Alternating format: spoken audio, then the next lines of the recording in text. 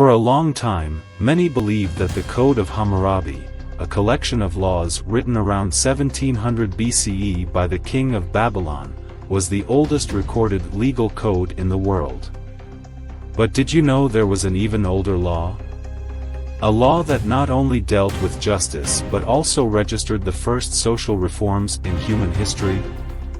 In this video, we will explore one of the most ancient legal codes from the Sumerian civilization, a code that predates Hammurabi and introduced fundamental social reforms in ancient Sumer. Join me as we discover how this law attempted to create a fairer and more modern society.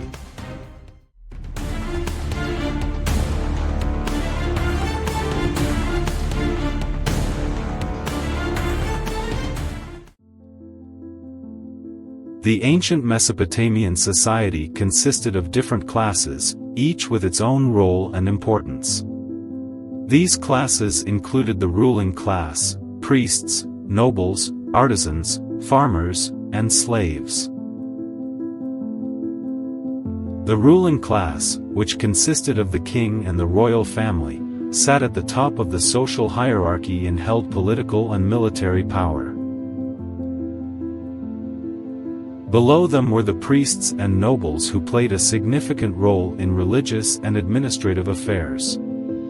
Artisans and farmers formed the backbone of society, responsible for producing goods and food. Slaves occupied the lowest level of society and had no rights whatsoever. Over time, social and economic inequalities increased in ancient Mesopotamia, and corruption spread among the ruling class and priests. This situation caused dissatisfaction among the lower classes and highlighted the need for reform. Urukagina was the king of the city-states of Lagash and Girsu in Mesopotamia. After overthrowing the previous corrupt ruler, he claimed divine appointment and took the title of king. Urukagina is best known for his reforms aimed at combating corruption and is often credited with enacting what is considered the first written legal code in history. These reforms sought to limit the power of priests and wealthy landowners, prevent abuse of power, and promote social justice. His measures addressed issues such as usury, oppression, famine, theft, murder, and seizure of property.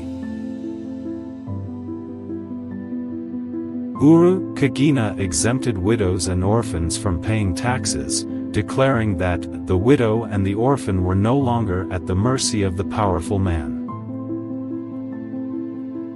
He also mandated that the city cover funeral expenses, including food and ritual drinks for the dead's journey to the afterlife or underworld. This measure likely ensured that funerary rites, a crucial aspect of life for the people, were carried out fairly and equally for all social classes, including those who couldn't afford the costs. He decreed that the wealthy must use silver to buy from the poor, and if the poor person didn't wish to sell, no powerful individual, including priests or the rich, could force them. This directive demonstrated an effort to establish social justice and curb the oppression of lower classes by the upper classes.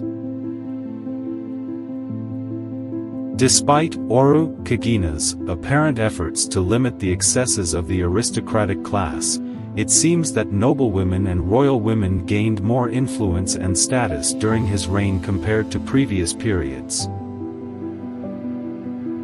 He expanded the size of the royal household of women from about 50 to 1,500 members and renamed it the household of goddess Ba-Bu.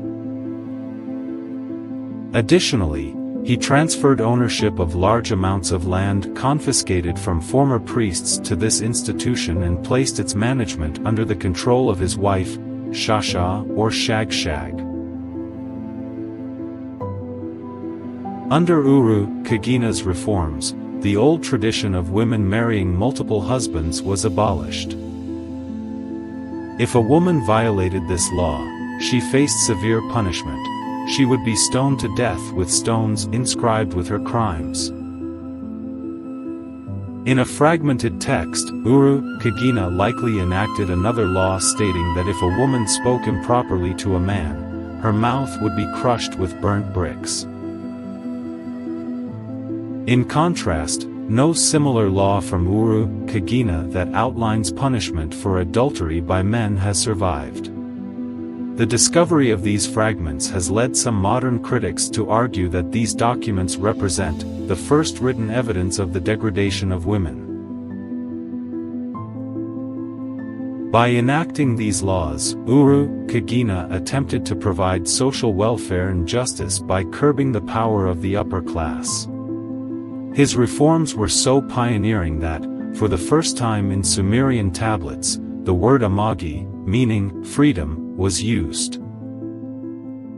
Urukagina limited the power of priests and wealthy landowners through the decisions he made and sought to create social reforms by establishing laws. However, his code is not the first written law in the world. The first written law was discovered in the city of Ebla, located in present-day Syria. This law was written around 2400 BCE, just a few years before Urukagina's reforms. Thank you for staying with us until the end of this video. If you enjoyed it, don't forget to like and subscribe, and share your thoughts in the comments below.